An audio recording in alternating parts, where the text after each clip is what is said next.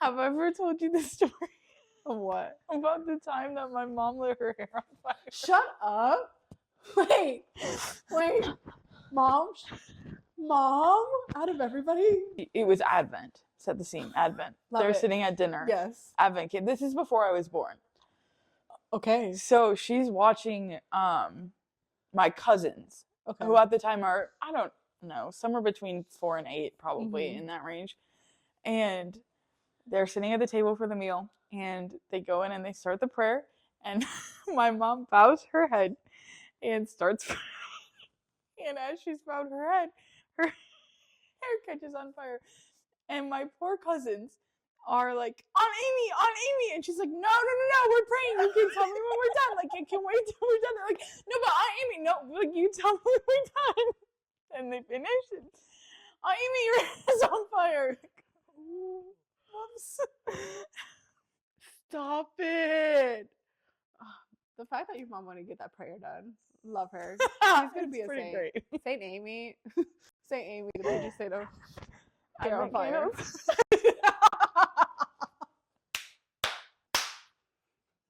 Saint. Are you ready? I don't know if I'm ready. Yeah, I'm ready. I like how this is like intense lighting. Like we're dramatic. I love it, honestly. Okay. Wait, ready? Okay, wait. We got cheers. Oh, Yes. Your hearts with a purpose rise, glow like beacons in the skies. All right. Welcome to Ignis Podcast, where we talk all things young adult and Catholic. My name's Anne, and we have my friend Rebekah. How are you? I'm doing well. Yeah? Yeah. Okay. Tell the world who you are.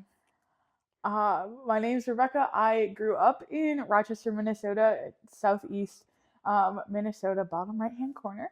But I moved to Texas, about just over 3 years ago now, to work as a missionary at the Pines Catholic Camp. After I graduated from college, I signed a 9-month contract and planned to only stay for those 9 months. And then about month 8.5,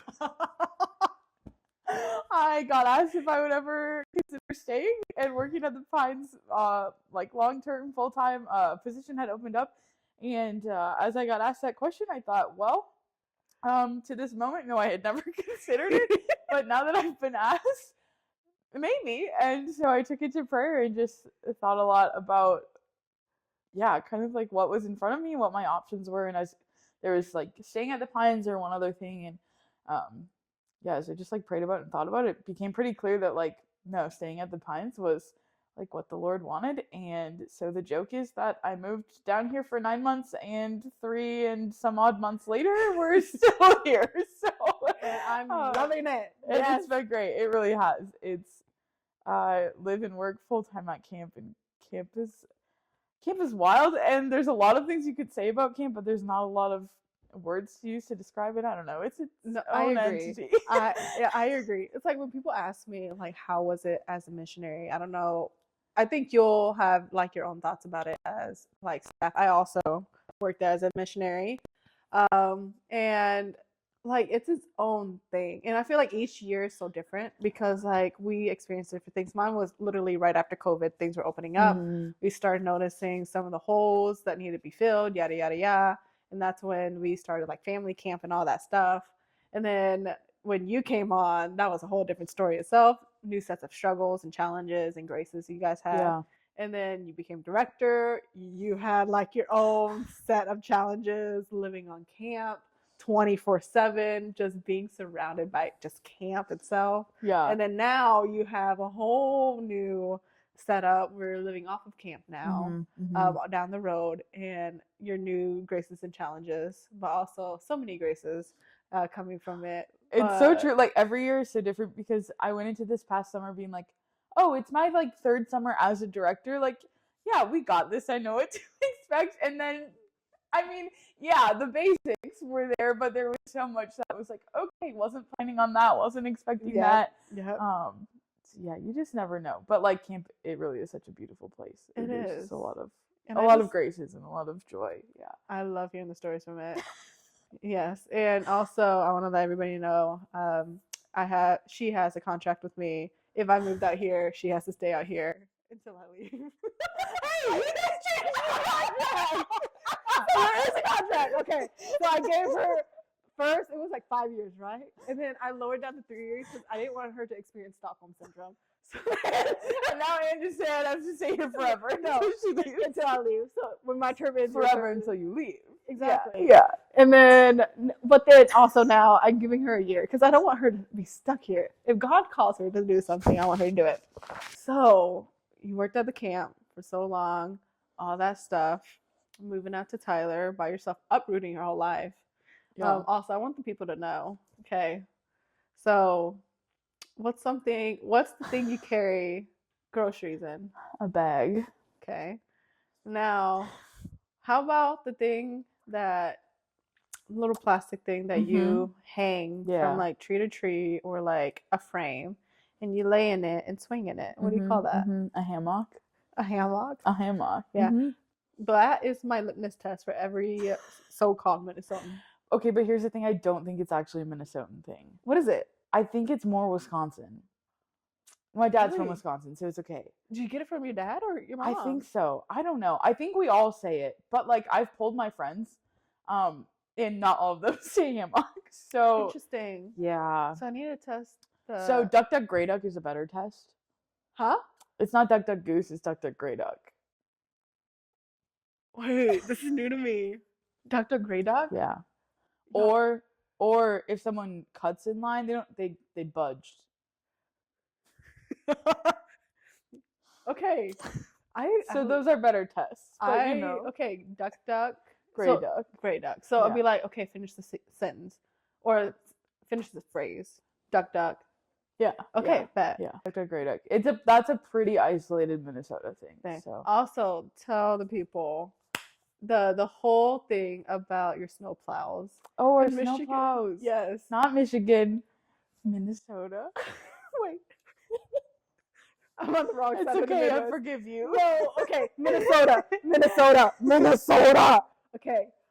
Tell everybody. So when we get new snow plows, the Department of Transportation puts out a poll and people can submit names for the snow plows, and then we vote on names for the new snow plows.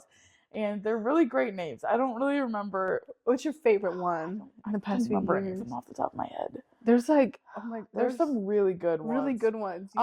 Edward Blizzardhands.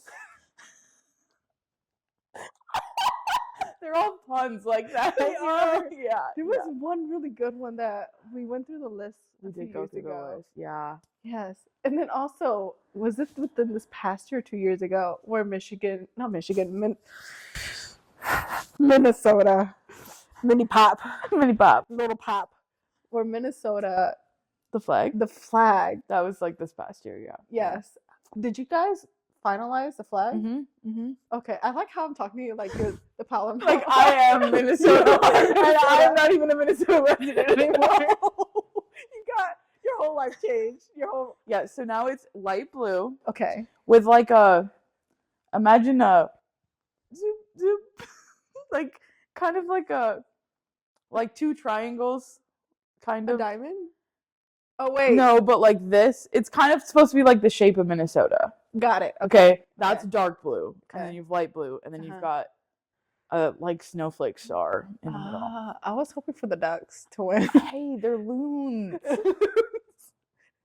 I wanted the Loons to win so bad. I know, Laser Loon was pretty great. Laser Loon. So Minnesota also opened submission for their flag, and people could submit drawings Yes. and photos of their dogs and what have you. But I yeah. love that Minnesota is so open to like just having input in their people. Like the people of the state is really heard. It's like the snow plows, the looms on the flag, laser looms. It's amazing how Minnesota is. Oh my gosh. But are we ready to go I think we're ready. into the real conversation, what we're here to talk about? Yeah, we can try. You can try. Also, tell me when you're not. But jeez. In this episode, we're going to talk about discernment. What kind of discernment are you asking? Well, It's a great question. yeah, we're just going to talk about discernment vocation. So we have Rebekah here. I kind of know her story. I kind of don't. I just know vaguely. Whatever she's comfortable with sharing. heard discernment. I knew there's some discernment with religious life, and there was some discernment of family life, but I never dug into the details because I felt like it was like not an open wound but like a soft spot for sure. And it's like, I don't know if it's something to dig into or to open up that can of worms, but we might do that today and we'll see.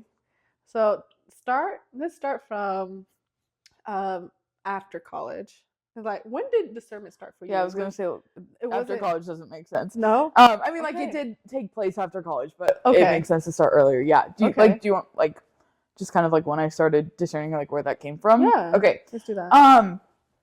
So it's helpful to know too. Like, I grew up Catholic, was raised Catholic. Very blessed to have a family where like the faith was at the roots of everything that we did. Agreed. Yes. Love that. Spent lots of time at the church during the week. It was never a question or a fight, which like I'm very grateful for. Like I really believe that is a gift. It was just like known, like, we're going to mass as a family on Sunday. We're gonna go to faith formation during the week. Went to Catholic school growing up, all of those sorts of things. So it was very much around the faith, was around people practicing it and living it out, all of that sort of thing. Didn't see a ton of religious life growing up. We had some sisters who taught at the school when I went to school, but they were not habited. Was it private school? Public? Yes, private school. Okay, private okay. Catholic school. So there were like a couple there, kind of saw them there. And then, you always hear about like religious life for sisters and things like that. Obviously, like, saw the priests at mass and everything. It wasn't until probably towards the end of high school that I really started to get more up close with these sort of things. Definitely like end of high school, beginning of college. Okay. Not that I necessarily started discerning, but that like I started to have closer interactions, Like I guess. exposure to it? Yeah, more Okay. exposure. Yeah. So like even things like I went on a retreat and a pilgrimage in high school, and we had a chaplain who was with us for like that whole time. And so like, you're just like interacting with them more. I participated in a camp that like the diocese that I grew up in ran, and they had young priests and seminarians who were there. So I started seeing things there more. Really like from that camp started to develop some really beautiful friendships with the seminarians in our diocese and things like that. That probably like for sure seeds of camp, and I started going there like the summer before my senior year of high school, and then continued into college. And so it was probably those college years where those relationships were really formed and forged more deeply. But one of my best friends in high school, right after we graduated, entered the convent that summer. And so her witness of that was like incredible and just really, really beautiful, and being so close to that in like ways that I would have never imagined. And just like hearing her preparations and knowing she was applying, and hearing her talk about the logistical things of like what she was taking to the convent, just like the like things like that. What were things she did take? So she had like a list of shoes to take. One of my favorite stories of her, so she also went to this camp through our diocese, and not my favorite story of her, my favorite story of her preparing to go to the convent. Yeah. And we ended up like, they had sold out all the rooms at the camp. So during the week of the actual camp, a few of us were staying at a hotel close by. Okay. But we had stayed at the camp for like some training. And so we still had to bring all of our like linens and sleeping bags and towels, things like that. And then obviously we didn't need them while we were at the hotel. Yeah. But so when we were at the hotel one day, she realized that her towel was missing, because it like kind of looked like the hotel linens, but it was like actually her towel. And she just goes, well, I wasn't going to take that to the convent anyways. It's just like really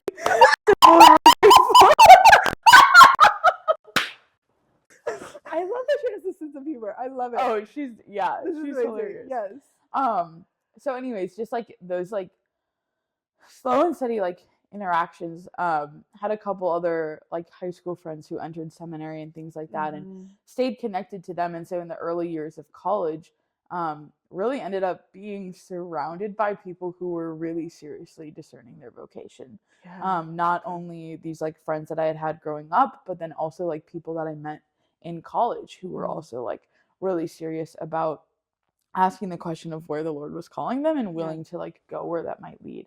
And so really there's a lot of my own discernment that I attribute to the fact of their witnesses and their like just being close to them. Because I think that if I hadn't had those relationships, I hadn't known them, I hadn't seen it all lived out in the way that I did, that I wouldn't have gotten to the point in my own discernment that I did, that I wouldn't have been able to like take some of those steps and ask those questions without their witness, without their support. I'm a big story person. I'm a big friend person. No, please. Another one of my favorite stories of a priest that I got to know. So I got to know him while he was a seminarian, and then like watched him be ordained a transitional deacon, watched him be ordained a priest, right?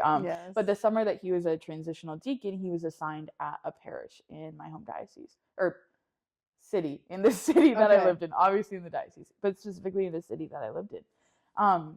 And it was really beautiful because I think somewhere around like a year after I really started to like engage the question seriously of like what the Lord might be asking vocationally. And so was in a spot where like I just wanted to talk to someone who understood what it meant to discern and like what it meant to ask about your vocation, but in like a really low pressure way, and just like a casual like, there's nothing attached to this. It's not spiritual direction. It's just like we're having a conversation. Exactly. Yes. And so there were a number of times over that summer that I would text him and I'd be like, "Hey, could we just like get coffee?" And like he was so great. We would meet up, and he also knew about me that like vulnerability has been just a big thing in my whole life, of like learning how to be vulnerable and to share in all of this. And he knew that was like a big thing that I like, I'll say like I'm not always the best at. And so he knew that sometimes he would have to pull things out of me, like just prying and questions. so sometimes like we would sit down, like I would have texted and be like, "Hey, can we talk about discernment?" We'd like go for coffee and we'd talk about every single other subject aside from discernment, and then he'd look at me and he'd go, so. Thank you, because I would have been sad if we left and like I hadn't asked these questions, but like we're getting there. So anyways, all that to say, the witness and the friendship of the people around me really helped me to start to ask some of those questions and do some of that thinking. So it was the spring of my senior year of college. Kind of like over college, this had become more and more a question of like, might I be called to religious life? Is this maybe something that I'm supposed to like discern and ask about? And so my junior year of college, which would have been the fall of 2019.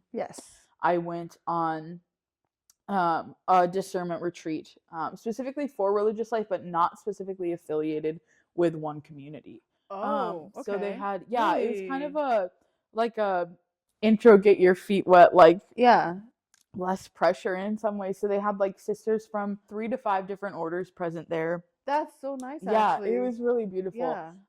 Just like heard talks about kind of like religious life in general. We're at like tables for discussion with other women who are asking similar questions, right? And so that was one of the first times that I really like took a step out and I said, I think this is maybe something that I need to like ask and think about and look at. From that point, I went to Rome that spring to study abroad, and COVID hit. And so we ended up coming home from Rome early, which like tragic. Yes, I would have loved a whole semester in Rome, but I also like look back and I see the ways that the Lord used that time, particularly in like giving me time and space to develop a personal prayer life and a consistent prayer life. My home parish stayed open for personal prayer through the whole pandemic, so you could like go in and pray. And we live a few blocks from the parish that I grew up at, and so it just became like routine. Like I had the time, I would like walk up to church and spend consistent time in prayer. And so as that like relationship built and my prayer life developed, it became a question that came back on my heart of like, could this be something that you're calling me to? And so then at that point, that summer, I started to ask the question out loud even a little bit more Really? to some of these friends who were also seminarians or religious and things like that, and just say like, hey, like this is something I'm thinking about. I don't really know where it's going, but like I want you to know and I want you to pray, you know. So I had that conversation with like just a few of them, and it was really beautiful because actually that same summer my friend Sister Peter Marie professed her first vows with the order. And so a whole group of us went down to be present at her first vows and to spend time with her the week following. And so it was really great because there's all these people I love, all these people who are also serious about following the Lord, serious about like discernment, all of these sorts of things, just like really getting to be with them. I had also been down to Sister Peter Marie's entrance into the order. So they do a mass that's open to the public for their entrance. So when they get their habit, they take their name, all sorts of things like that. My mom and I went down to that together. And that was right after my freshman year of college. And I remember going down to that. And I remember thinking to myself, I just really can't like being here too much. I can't enjoy being around these sisters too much. Because like, if I enjoy it, if it's like really, really good, then like that might mean something, and I'm not sure I'm ready to like be okay with that meaning something. But by the time we went down 2 years later, I was in a really different place, and I was like much more ready to ask those questions. And so it was just kind of like beautiful to even see that like slow change in the Lord's patience with me over that time. And so yeah, just a really beautiful experience to see her take that next step, to be there with people that I love and people who like we got to have some discussions like while we were down there, things like that, you know. And then that following school year, so my senior year now, in the spring, I went on a discernment retreat with a specific order. And so that was the first time that I had like done that, like go to their convent, spend the weekend like specifically with them. You know, you're kind of looking at things of, like all of those sorts of things. What order may I ask? The Handmaids of the Heart of Jesus in New Ulm, Minnesota. Ooh, so probably, probably haven't heard of them. They're a pretty young order. So and going on that weekend, there was a lot of peace, a lot of things that I'm still trying to like understand exactly what they mean, right? But a lot of peace and a lot of beauty. And I walked away just thinking to myself, like, I don't know exactly what's here. I don't know for sure if I'm called to religious life, but I think I need to continue asking this question at least. I think that I need to continue like moving in this way until the Lord does something or until something happens. From that point, I moved down to camp and then I served my year as a missionary. And it was a little bit one of my fears of like, oh no, I've kind of just started like seriously discerning religious life. And now I'm moving to Texas. I didn't have a car with me my first year here, any of that stuff. And so I was like, oh no, like, am I inhibiting this? Is this like, what's going on? Am I going to be able to discern all of this? And I was talking to a priest, a chaplain at the university that I was at, and we were just having a conversation about all of this, and I was kind of like sharing some of those things, and he was like, no, like the Lord is going to work in wherever he's called you, and like you very clearly think that you're being called to go to Texas, and so like follow that, and like the Lord will move and do what he needs to do while you're there. And that gave me a lot of peace to be like, okay, like I don't know what's gonna happen, but like I'm gonna do this. And we're gonna see what happens. And so over that year there wasn't really much that happened like discernment wise. I was back in Minnesota at one point over a holiday and got the chance to sit down with this priest again and kind of just like catch up and like share how things were going. And we had a conversation, and there's a line that he said that still sticks out to me, that we were talking, he wasn't talking specifically about me, but we were talking about like this kind of trap that we can fall in, especially young adults right after college, where you're like, I have to figure out like what my vocation is. Like that's the like big next step, which like it is a big thing and it's a good like thing to be aware of and all of that, but like there's so much of life to live outside of that. And so his comment was like, you just need to go live your damn life. And I was like, you know what? Yes. And like no joke, it's something that I've thought of like since then, of like like I need to just continue living my life, and the Lord will be faithful to this time and to this place. And so the Lord did a lot in my missionary year, and a lot of just like really beautiful things. And then sometime between the end of May 2022 and October of 2023. Okay. Somewhere in that time Yeah. frame.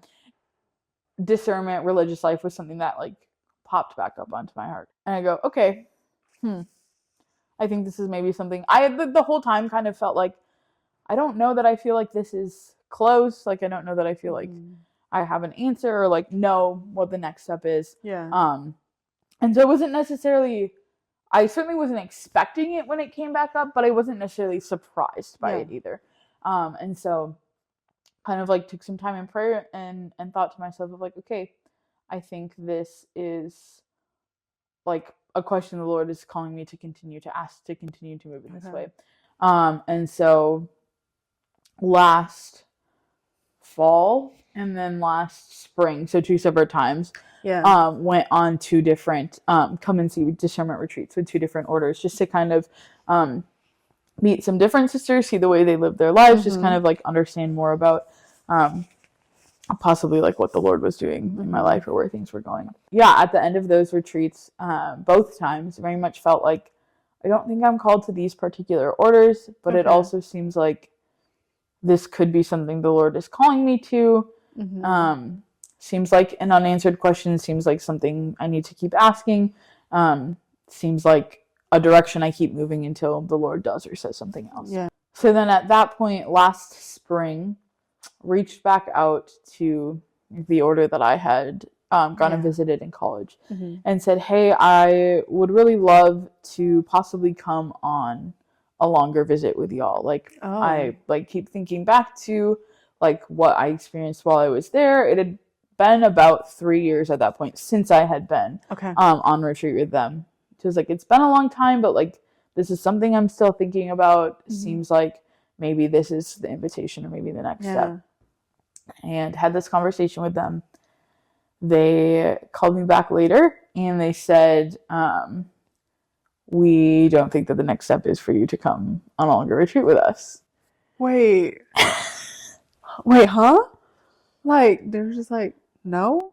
Yeah, but not like a firm no, not like a never, but it was like, right now, we don't think this is what, the whole thing is, right? Like, it's a mutual discernment. So like, got it. You're discerning, like, am I called to religious life? Might I be called to this community? The community is also discerning you. Like, does she have the right charisms? Does she fit into our way of life? Do we believe that the Lord is calling her to this? Right? All of these sort of things. I did not know that. Wow. Yeah. Okay. Yeah. And so that was like a shock. That was very unexpected. Everything that I had not imagined. And really, really threw me for a loop. I'll say that much. And I just had some really good conversations with some friends, and then finally texted my spiritual director, and I was like, hey, help. So this thing happened. We weren't scheduled to meet for spiritual direction for like another 2 weeks. I was like, hey, so this thing happened. Do you think that maybe we could meet? And he texted me back. He was like, yeah, I think that would be good. And I was like, okay, great. So as long as we're all on the same page, I'm going to come talk about this. Okay. And so, yeah, that's still a fairly new thing, something that I like am still kind of don't completely understand or don't know a lot of the answers to, but it's become very clear to me that at least for right now, what the Lord is asking of me is not to be actively discerning religious life. To be open to dating, open to marriage, those sort of things, to kind of see what's coming. But right now, very much feeling like my call is to the present moment. And that naps. Oh my gosh, Aristotle's that oh, bars, dog. That was bars. I learned from a Gen Z yesterday. That's bars. That's awesome. Cheers to that. Cheers to that. I love that. Okay. But I've spent a lot of time in prayer with all of this, and like one of the things that I've just come back to is like, yes, the Lord has a plan for you for the future, right? Like, he knows what's going to happen. He knows what your answers are going to be, all of these sort of things. But ultimately, like, the Lord's will is in the present moment. And so, like, I don't have to stress myself out about the fact that, like, I don't know exactly what the future holds. Because I believe, and there's been a lot of prayer and trust in this as well, but I believe that where I am right now is where he desires me to be right now. As it And should. so if I'm faithful to where he has called me right now, that will only lead me to where he wants me to be in the future. Dog. Bars for days.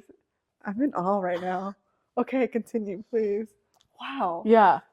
I don't know if I have a lot of immediate thoughts, but No, or but like, immediate other okay. thoughts. So it sounds like you spent a lot of time in prayer, and like, what were those answers you were getting from God? Like like those things you're getting from God for you to continue for so long like this. To continue Like discernment or discernment. continue. Yeah. The biggest thing for me was like, okay, this like brings joy and peace. There's some sort of like fire or something that's stirred when I'm like praying about discernment when I'm on retreats. Yeah. And the biggest thing for me was like I don't feel like I'm at a point, which this isn't completely true anymore, but like as I was in the midst of it, I very much felt like I don't feel like I'm at a point where if I like stopped discerning, I would be satisfied and say like, yes, I spent the time discerning that I needed to discern. And like, yes, I reached like kind of an end point or a like a pause. So that was the biggest thing that I kept saying. And it was funny. I sort of had a feeling like the order like emailed me to like set up a phone call, and I was like, this doesn't really seem like it can be great. Okay. And then they called and were like, hey, like we don't think right now coming on a retreat is the answer.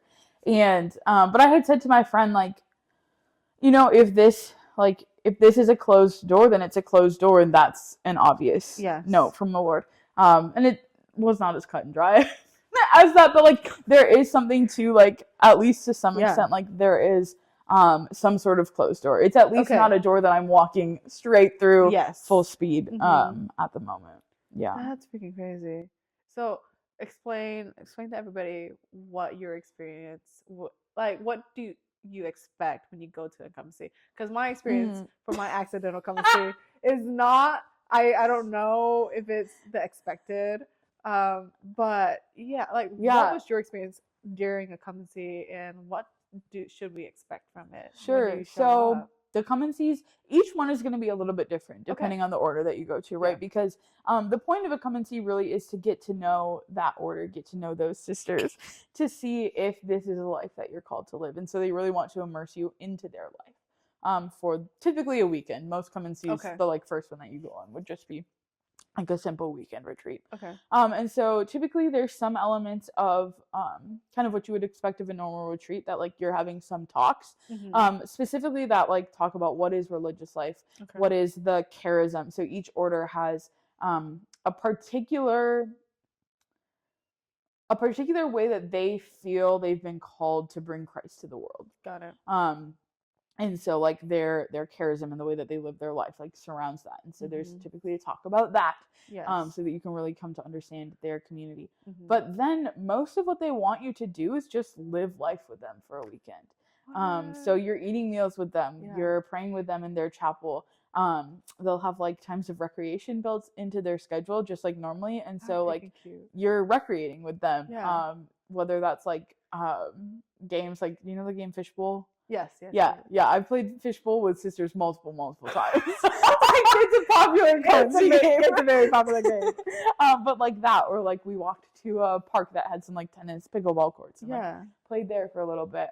One comment that I was at, like Saturday was their chore day, and so we hopped in with some sisters and helped with the chores around the convent. That's freaking awesome. Going on rosary walks. Often also like you have the chance for one-on-one conversations with the sisters while you're there. Typically there'll be kind of like a couple sisters who are like assigned to the come and see retreat like for the weekend. They're like kind of there, present and around. And one of those is typically the vocations director, right? The woman who's going to be in charge of like sisters entering the order. And so typically like yeah, you have the chance to have like a one-on-one conversation either with like her or someone else who kind of like does a lot of vocation work and things like that. Yeah. And just get the chance to like sit down and see a little bit more concretely like where you're at, how you're relating to their community. Yes. Kind of some of that mutual discernment sort Is of it thing. typically you going to the come and see, or there's like a group of those who like a registration So typically process? for the first one it's a group. Okay. You go with like 15 other Oh, women. okay, Yeah. okay. Yeah. So usually it's a small group of women. And then typically from that point, my understanding is that like if you go back for a longer retreat, which like you'd go back for maybe like half a week, and then as it gets like more serious discernment, like you're going to spend longer amounts of time with them, things like Got that. it. Yeah, That yeah. those would be kind of individual. That Got maybe it. there would be another woman, but maybe not. Okay. Mine did ended up, but like was it I just showed up to a convent that I didn't know that was a convent. I just thought it was my friend's house. I was like, this is a big place for one person. Found out it was a convent itself. But yeah, I prayed with them. Yeah. Yeah. And like the whole morning prayer kind of threw me off. Also, I should have worn longer pants. Should have thought about that. But yeah, of course I showed up because like it's You weren't anticipating a retreat, you know. yeah, or also doing a come and see, you know. But they offered for me to do like morning prayer with them. I was like, I'm gonna go. I'm at a convent. I was like, why not try it Yeah. out and see what the sisters look like? And the one I went to specifically is the Marinus sisters. So they're super chill, super freaking cool. Every single sister I met there literally left an impact on me. And like the stories they tell each other, oh my gosh, I hope they write a book. I hope every single one of them write a book. And I would buy each one as a series and put it together, like the Harry Potter series, you know? And like the superior sister there, her story is amazing. I loved it. She has a dissertation out there that I still need to find and figure it out because she wrote it. And basically I asked her, like every sister I asked, I was like, so what was your reason? Like, how did you like took your first vow, all that stuff? And she goes, well, growing up, I wanted to be a priest, but they wouldn't allow that. So I became a sister. I'm like, wait, what? And then she wrote her whole research, she has a PhD, and her whole dissertation is about how during the time the church was against like feminists or so like against feminism kind of thing, but somehow females still stay within the church and like is so devout to it. And I was like, that's interesting. So she was like going into it, and then she goes, wait, I need to save that from a dissertation. And she wrote her whole dissertation. I still need to find that. I don't know if that's word for word, but it's something along the line about like being a woman within the church kind of thing. And I was like, that's within her time. And I was like, dog, that's freaking crazy. And I was like, also, she's so cool, like such a badass. And I was like, I want to be like you, dog. Yeah. Oh, That's my what's like, gosh. it's really cool when you get to know sisters. And like, I have an up close experience with this because of my friend, Sister Peter Marie, right? Like, who I've known forever. But like, they're still like, and this is in no way like demeaning them or in their role, but like, they're still just a human being. Oh, 100%. And they all have these individual personalities that are like so beautiful. And yeah, just to see like the uniqueness of each one of them is really cool. It's so freaking cool. One of them was a grazer. Every time we had meals, me and my friend always like went out to get our meals. But every time I'm back in the convent, this one sister, every single time she sees it, I love talking to her. She's like the cutest thing ever. Like shorter than 4'11". Like she is a short, long hair sister. She came over and she always has a plate with her of snacks. Like, and I asked her, I was like, do you sit down for a meal ever? She goes, no, I'm a grazer. And I was like, it makes sense. But she has her little trinkets, her like either it's a charcuterie or like a makeshift like bread and butter or like just a lot of nuts and like just like every single time it's just a new set of tray. And I was like, you're not eating meals, you're just grazing throughout the day. And I was like, that's like one thing I remember about her. And during the time I went, it was during March Madness. So all the other sisters did like their March Madness brackets and everything. But at the same time, the Oscars were happening. So this sister specifically, the grazer, she made an Oscar bracket and like made them all sit down and watch the Oscars. That's hilarious. And then I was like, she's going, if they're gonna make me watch March Madness, I'm gonna make them watch the Oscars. I was like, yes, ma'am. I loved her so much. She was so funny. I loved her. But yeah, dude, that's freaking awesome. But yeah, yours makes sense. Mine was just I was there. Yeah. Less structured, but I made Mm-hmm. it into an You did make experience. it. I did get strep throat though. I literally think I got strep throat at the skating rink. Honestly, because I fell multiple times and dog, I don't know You what lick the floor, the floor. Yeah, like my hand touched the floor, and then and honestly, because we did eat, and I don't remember washing my hands, and I was like, yeah, well, there you go. yeah, because the next day after that birthday party, the next day we went to a museum. It's like one of those interactive museums, and that I like literally felt just sick in my head. Mm. And I remember waiting for my friend to like come out of the museum because it was just so big and so interactive. Sure. There's so many moving parts. I can't find her. So I texted her, I was like, I'm in the front waiting. So I was just sitting there and I was like, I do not feel good. But I didn't want to tell her that I'm not feeling good. So I was like, dang. So then when I was driving home, I got back. And then Monday rolls around. I had to get to class.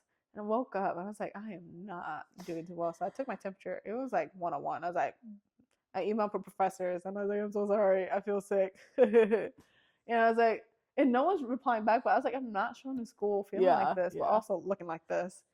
And the fact that I ate tomato soup and my throat hurt that much, I was like, nah, I'm not doing it. So then, also, this is turning to how I got really sick and did not know I had strep throat up until I went to the urgent care. But yeah, so my fever went up to 105. I did not know that once it hits 100, you should go to the ER, like some urgent care or something. But then I was like, 105, that's not bad. So I just stayed there, and I just kept on getting worse throughout the days. So I missed like a good week and a half of class. So then one day I was brushing my teeth, and I was like, let me just check the back of my throat. So I opened up my mouth, and it was just white down the back of my throat. I'm like, this is not good. So finally, I went to the urgent care down the road, and then I think she was a PA. The PA came in. She goes, you had a fever of 105 and you didn't show up to the emergency room. I was like, I thought it was 110. She goes, no, 101's the cutoff. Like, your brain's getting too hot. You could have been dead. I was like, okay, makes sense of how I was feeling. And she goes, the test that they took for my strep, I really think this is strep, but the test says it's negative. But if you trust me, I will give you the antibiotics. Yeah. But if you want to wait and like wait for the longer test to come back, for the cultures to come back, by that time, like, you'll probably get worse. And I was like, you know what? I trust you. Like, from what I see, I do think it's strep. Yeah. And from what I told you, really, this is strep. And she goes, okay, bet. So she wrote me the antibiotics. And right when I took those antibiotics, instantly felt better. I was like, okay, I should be more proactive about my health at this time. As a student in a doctorate program going for healthcare. So I was like, you see there. But yeah, so that's my story of how I went to a chemistry and ended up getting strep throat. Not because of the chemistry, it's because of the skating rink. Good clarification. But I did get a lot of graces from it. Okay.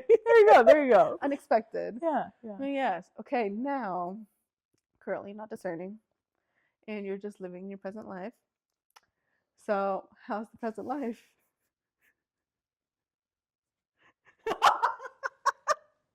I'm pretty sure I know the question that you're trying to ask without asking a question. What? Are you dating? I am not dating anyone currently. And that's fine. I'm open to it to kind of see what happens.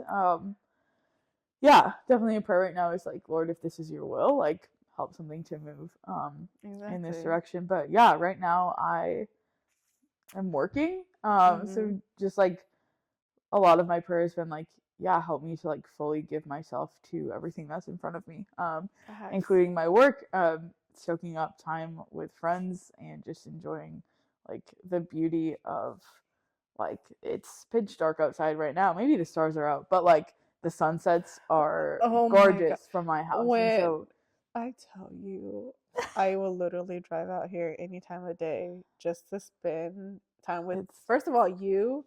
It's secondary. The Just nature is the it's nature, incredible. like yeah. the sky, the sunset, and then every time there's a sunset, I know exactly what's gonna follow that, and I'm so excited. And like my love language, I don't care if it's part of the 5, make it a 6. Stargazing. Yeah. Like if somebody were to ask me to go stargaze, which one person did once, and I literally asked them for hand in marriage, and I was like, oh my gosh, but I literally love stargazing because it's just like you feel so small, and I was like, oh my gosh. Some of it is like I never expected that this would be my life right now. Really? Like I had no plans to live in Texas, like no plans to like Whoa. work at a camp, you know, like all of Yeah. these sort of things. And it's like so far beyond my wildest dreams in like the best way. But it makes me stop a lot and just like be in awe of like what the Lord has given in like the Yeah. life that I get to live right now. The lyrics from Oh God Beyond All Praising come to mind often. The For we can only wonder at every gift he sends, at mercies without number and blessings without end. And just to like sit and be in awe of like, yeah, like I couldn't create this life for myself. Like I never, in so many ways, like this never would have been the life I put together for myself, and it's so much better than anything that I could have. But to like step back and just go, whoa, this is incredible. Yeah. I know you're a very type A organized person. It's true. So I'm wondering back then, probably either in high school or in college, what was that type A, very organized Rebekah planning like for her future? Like what did she see back then? Yeah. Definitely kind of like career-wise, what I had imagined was full-time parish youth ministry. So I'm not like that far off from these things, but it's just like, you know, same career, different font, if you will. Just a little southern font, you know, in the woods. Add a little spice to you it. know. Some cowboy boots and you're good to go. Yeah, maybe a little sand. All this mixed together. Exactly. So yeah, full-time parish youth ministry. I like never knew for sure that I would be living in Minnesota, but I also never really pictured myself not in Minnesota. Okay. If that makes sense. No, I don't know. I didn't, okay, this is the weird thing. I didn't have a lot of like super concrete like plans or dreams for like what the future would look like. But it wasn't this. No. Yeah. So yeah, full-time parish youth ministry, probably in Minnesota. Okay. And that was kind of the extent of it. Yeah. Now you're a director at a camp.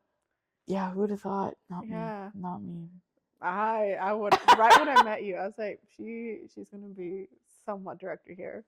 Honestly, I was like, dog, her patron saint of camp, patron saint of whatever, patron saint of music, anything. Someday, God willing. Well, we already got a patron saint of music, so Cecilia, I'm not trying to take your thunder. Like, all right. Or you could be like patron saint of music minor. She could be major. Because we have, what is it? It's like, like the greater and the lesser. So you're open to dating, all that stuff. Are you on the apps? Are you trying to meet people in person? Like, what? Are you more of a natural person, or you're just like, I'm for sure more of a natural person. We're just, whatever happens. Yeah. So I do know that you were on Hinge. Maybe you're still on Hinge. I'm not going to say anything, but how's that field looking for you? Honestly, my favorite thing that one of my favorite comedians says, Leslie Jones, I think, she said we should just combine all the dating apps and call it What's Left. And I'm like, honestly, yeah. But Hinge is one thing. There's another one, Coffee Meets Bagel. I mean, there's a number of different ones. There's a lot of Catholic ones too. Farmersonly.com is one of them. You got your Catholic Match. That's okay. Yeah, I did not know that. Yeah, that's the big Catholic one. Yeah. So then so what's your experience like with like the dating scene and all that stuff? How is that? Navigating that? The experience is 0.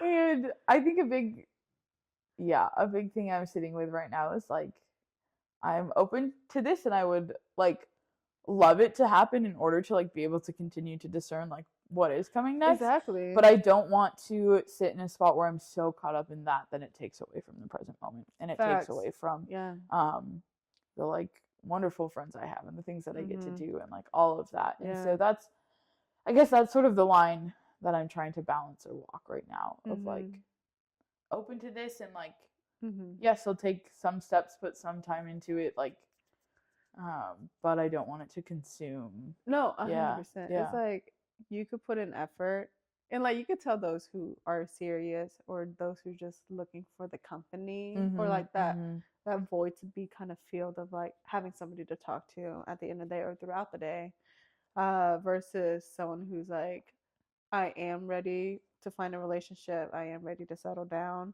let's talk about something serious, all these things. And then it's not one of those like, hey, let's meet up. Oh, I just want to get to know you more. But then like through texting, I was like, dog, I can't learn anything much through texting.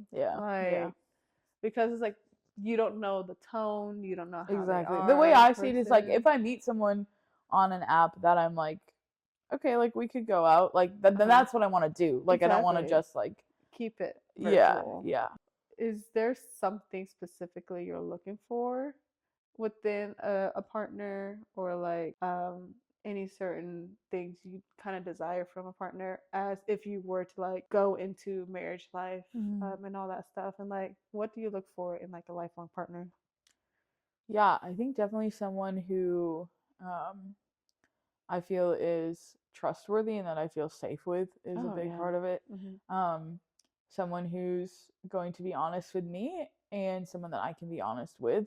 And that is maybe willing to pull that out of me at the start if that's what it takes. And like willing to, I guess like in that, right, like willing to learn, obviously, like to learn about me, to know like my strengths, know my weaknesses, so that they can not necessarily like have to completely fill or completely fix those things, but sort of play off of them and know like how they can like support and things like that. I want a lot of joy in life. I want to experience, you know, just like experience that joy. I think, that's probably not a complete list, but that's definitely like some of the things that come to mind. No, for sure. And I also agree with that. The joy, the trustworthiness, transparency, and someone who will pull out those gifts they see, or like those little nuggets of personality, those little trinkets, I call it. Like, pull them out and like make those come out. Yeah, definitely the people that I get comfortable around, I find myself like being more willing to like just be goofy and to like not hold things back. And so funny. I would want that like 100% in a relationship as well, obviously. And it's so fun. It's like, dog on me all you want. Like, does it hurt a little bit? It's like, nobody asked you to point out my flaws, but yes, okay. I don't know how to end this, but thank you for sharing. I knew some things, but I didn't know like that much detail into it, and it was very beautiful to like see the whole process of like even just that endurance you have of discernment in religious life and all that, and like you kept on coming back because you felt that sense of peace and love and just that joy. And like I'm sure at one point you were like a little scared of it. Oh yeah, for sure. Yeah. But like you truly leaned into it. Not that like you are gonna be a sister of religious life, but like just you yourself and your spirituality, and how God uses you as His vessel for like very specific things. Like it helped guide me and ground me through most of my spiritual life as well. And like it's a constant reminder. Every time I hang out with you, I was like, I gotta do better. And like I was like, oh my gosh. Every time I'm with you, I was like a constant reminder to like be that peace, be that love, that and like be that comfort for other people. So I was like, man, can I be like Rebekah when I grow up? Being present. That's where we're at, dog. Oh yeah. Living life. Yeah. Loving it. Yeah. But thank you for being on the pod. Yeah. Anything you want to say to the people? We could close in a prayer if you wanted. Oh my gosh, please. Yeah. I should start this. Actually, you started this. Oh my gosh. May you lead us in prayer? Yeah. Okay. And Father, Son, and Holy Spirit. Amen. Come, Holy Spirit. Jesus, I just thank you for this time and this place, for the life that you have given each and every one of us, the unique gifts that you have given us, and the unique ways that you've called us to live so that you may be known to the world around us. Jesus, I just pray that you would be with all of those who are discerning their vocation, whether that be to religious life, to the priesthood, to marriage, whatever you might call them to. Mostly, Lord, just give them peace where they are. Help them to trust that they are not late, they are not early, because your will is in the present moment, that you will guide them and lead them where they need to be, that with you is abundant peace and abundant joy. Lord, help them to take steps forward if there's things that they're scared of. Help them to remain where they are if that's what you call them to. Give us the grace to be yours, to know you, and to love you more each day. Amen. Amen. Father, Son, Holy Spirit. Amen. I need that Filios, dog. That was so good. I'm literally in awe. You want to go stargaze? Yeah. Okay, please.